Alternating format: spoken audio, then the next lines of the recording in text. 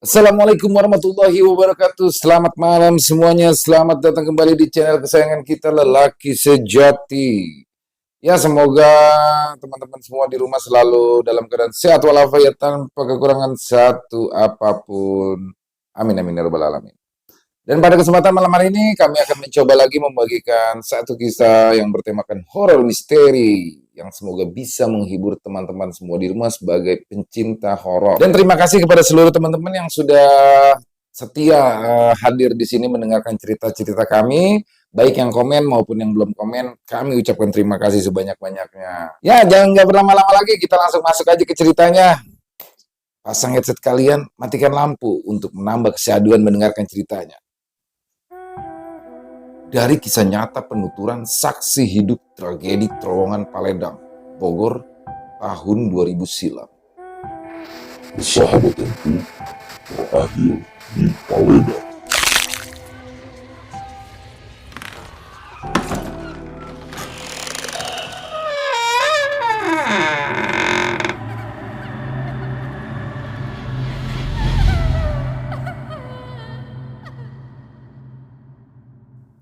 Terowongan Paledang, sebuah terowongan kecil di dekat stasiun Bogor, arah ke Sukabumi ini sekarang mungkin hanyalah terlihat sebagai terowongan pendek biasa.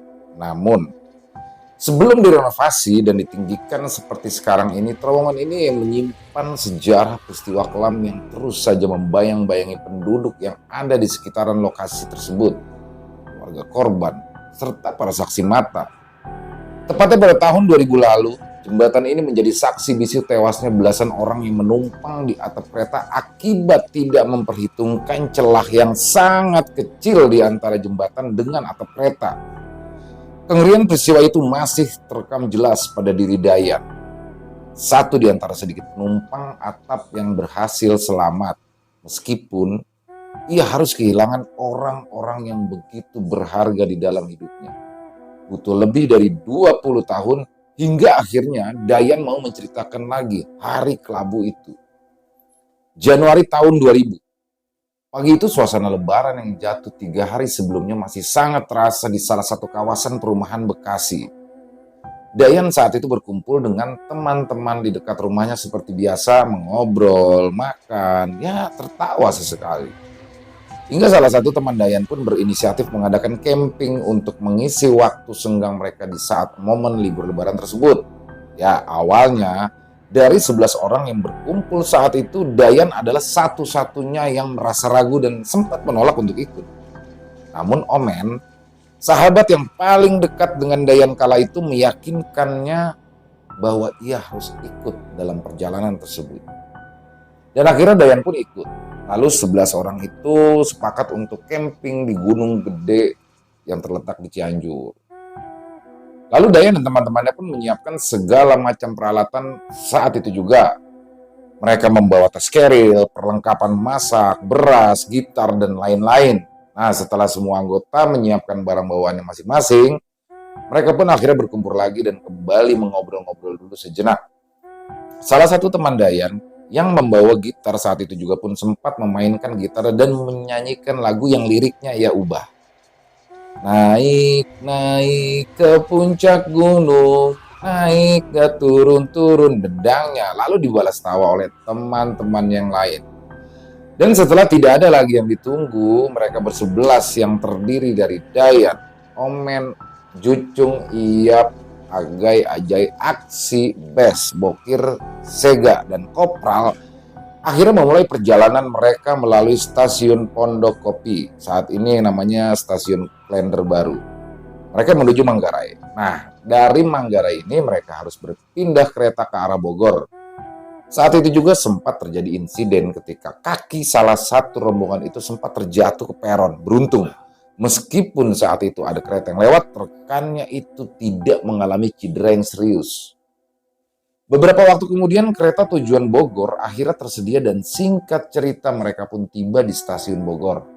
Nah, dari stasiun Bogor, Dayan dan teman-temannya pun harus menaiki kereta relasi ke arah Sukabumi. Nah, namun ternyata kereta Bogor-Sukabumi siang itu mengalami kendala hingga mengakibatkan penumpukan penumpang di stasiun Bogor. Dan barulah Menjelang sore, kereta tujuan Sukabumi pun memasuki peron. Penumpang yang sudah menumpuk lantas langsung saja menyerbu gerbong kereta tersebut. Saat itu, transportasi kereta memanglah belum serapi dan setertib saat ini. Penumpang baik legal maupun ilegal bisa saja menumpang kapanpun di atas kereta. Hal ini bahkan menjadi pemandangan yang biasa di kala itu. Melihat begitu sesak dan padatnya penumpang, baik di dalam maupun di atap kereta, membuat Dayan sempat ragu untuk naik ke kereta tersebut dan hendak mengganti dengan moda transportasi bus. Tapi karena beberapa temannya sudah terlanjur naik, mau tidak mau Dayan pun akhirnya menaiki kereta itu. Saat itu mereka terpisah menjadi 2 kelompok. 9 orang menumpang di atap kereta termasuk Dayan dan Omen, sedangkan 2 orang lagi, Kopral dan Bes, berada di dalam gerbong. Nah, ketika ia mencoba naik ke atap, Omen saat itu yang membantu Dayan naik ya, itu mengingatkannya untuk memilih-milih tempat duduk karena ada seperti beberapa cipratan noda merah yang seperti darah ya. Pihak stasiun Bogor pun saat itu sebenarnya sempat melarang para penumpang untuk naik di atap, sempat meminta untuk turun. Tapi beberapa orang pun mengindahkan himbauan itu, sementara sisanya tetap bertahan di atas kereta hingga kereta berjalan. Padahal cuaca saat itu gerimis. Penumpang di bagian atap itu didominasi oleh orang-orang yang sepertinya juga akan melakukan kegiatan alam ya. Jadi menurut Dayan saat itu ada banyak penumpang yang terlihat juga membawa tas keril dan terlihat berpenampilan seperti kelompok pencinta alam. Dan akhirnya kereta pun melaju menuju Sukabumi. Biasanya di dalam rombongan penumpang atau kereta terdapat orang-orang yang bertugas sebagai komando. Mereka pun biasanya adalah para penumpang yang ada di atap gerbong pertama dari arah laju kereta. Tugas mereka adalah memberitahu hambatan di depan dan memberi aba-aba untuk penumpang di atap gerbong belakangnya untuk bersiap-siap. Biasanya yang menjadi penghalang ini adalah talang besi dan jembatan. Kalau yang diteriakan adalah jembatan, maka penumpang lain pun harus bersiap-siap untuk menunduk setengah badan. Nah, jika talang, penumpang harus benar-benar merunduk serendah mungkin. Dayan dan teman-temannya pun bergantung pada aba-aba ini karena mereka pun tidak tahu bagaimana jalur kereta ini di arah depan. Namun naas, menurut pendapat Dayan, sepertinya penumpang atap gerbong depan saat itu diisi oleh anak-anak baru yang tidak mengetahui tata cara memberikan komando. Jembatan! Teriak orang dari arah depan yang diestafetkan ke orang-orang hingga sampai dengan gerbong belakang. Semua orang memasang posisi siap dengan merundukkan kepala setengah badan. Namun tiba-tiba terdengar suara sesuatu yang seperti menghantam benda logam dengan sangat keras. Beberapa orang di depan roboh. Komando memberikan arahan yang salah karena yang ada di depan adalah sebuah talang. Dayan pun sempat merunduk, namun tidak dengan Omen di sisinya. Kepala Omen saat itu terhantam talang besi dengan sangat keras hingga besi itu tercetak di kepalanya. Omen pun langsung roboh dan langsung meninggal di tempat akibat hantaman talang pertama itu. Namun sebelum Omen terjatuh dari atap, Dayan berhasil memegangi tubuh temannya itu. Satu tangan Dayan ia gunakan untuk berpegangan pada kawat di atap kereta. Dayan sempat melihat ke gerbong belakang dan mendapati penumpang yang ada di atap sudah berkurang dari sebelumnya. Jembatan! Tiba-tiba terdengar lagi teriakan itu dari arah depan dan kembali terdengar suara benturan yang sangat keras dari arah depan hingga sampai ke belakang. Para penumpang di atas pun sudah menjerit ketakutan. Beberapa orang sudah tergeletak tanpa nyawa, setengah dari kepalanya membentur tulang kereta. Sebagian lagi jatuh. Antara memang kehilangan kesadaran atau sengaja, namun sayang, beberapa yang jatuh pada akhirnya pun terpantul kembali ke arah rel dan lalu terlindas kereta akibat sisi kiri dan kanan jalur tersebut terisi dinding miring yang jaraknya tidak begitu jauh dan lebar dari kereta. Wah. Belum selesai sampai di sana. Kini, di hadapan Dayan ada jembatan pertama yang bercelah sangat kecil. Dayan pun akhirnya mengambil keputusan berat untuk melepaskan Omen karena ia tidak mungkin bisa selamat dengan posisi seperti itu. Dengan menahan tangisnya, Dayan pun akhirnya melepaskan tubuh sahabatnya itu hingga terjatuh. terjatuh dari kereta dan Dayan mulai merayap ke sisi kereta untuk mendapatkan sedikit ruang lebih lebar ketika kereta melewati jembatan. Nah, saat sedang merayap, tepat di atas jembatan itu, Dayan saat itu melihat seorang wanita aneh berbaju merah sedang melambai-lambaikan tangannya ke arah dia. Dan setelah kejadian itu, Dayan pun diberitahu jika sosok itu mengalihkan perhatian sisa penumpang-penumpang di atas. Hitungan detik sangatlah berharga saat itu karena mereka melihat ke arah wanita tadi. Banyak orang yang tidak sempat merunduk dan akhirnya tubuh mereka pun tersangkut karena tidak berhasil melewati celah jembatan tersebut. Jembatan pertama yang dikenal dengan nama Jembatan Paledang hampir menyapu bersih orang-orang yang berada di atap. Hanya sedikit saja yang masih bertahan. Bahkan gitar yang teman Dayan bawa saat itu hancur. Begitu juga tas keril yang ia bawa, hingga beras yang dia bawa di dalamnya berterbangan ke gerbong di belakangnya. Dayan berusaha terus bertahan pada posisi itu, meskipun tangannya saat itu sudah berdarah-darah karena berpegangan pada kawat. Hingga akhirnya, ia mulai tersadar kaca kereta yang berada di kakinya adalah sebuah jendela. Dayan pun mencoba berayun, lalu masuk ke dalam gerbong kereta dan berhasil. Dengan wajah panik, ia pun berteriak, "Berhentiin, berhentiin, berhentiin keretanya. Di atas sudah banyak yang mati." Dengan wajah yang ketakutan itu, bukan hanya terlihat dari Dayan saja, melainkan juga dari wajah para penumpang yang berada di dalam gerbong. Saat itu Dayan sadar, saat ia melihat sekelilingnya, kaca-kaca gerbong di sana sudah penuh dengan cipratan darah-darah segar daripada korban di atas. Dan para penumpang gerbong dari tadi pun hanya bisa menyaksikan orang-orang yang berjatuhan dari atas lalu terlindas kereta tanpa bisa berbuat apa-apa. Kereta pun pada akhirnya berhenti di stasiun Batu Tulis.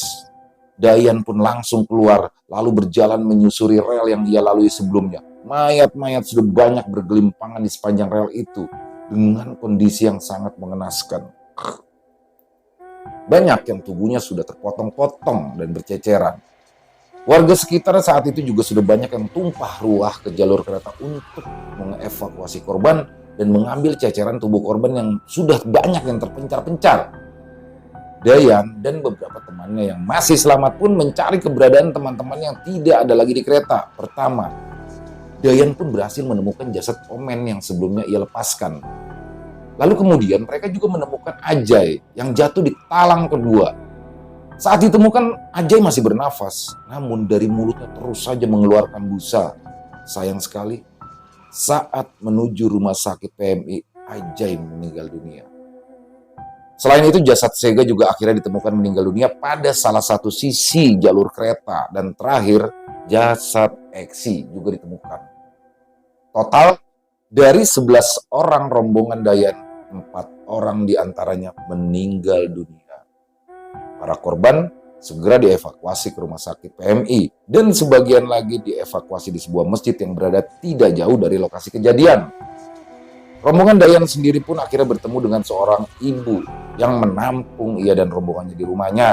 Nah, ibu ini yang juga akhirnya menenangkan rombongan Dayan dan membelikannya tiket kereta perjalanan karena tiket mereka saat itu dipegang oleh Ajay yang menjadi korban jiwa tragedi tersebut.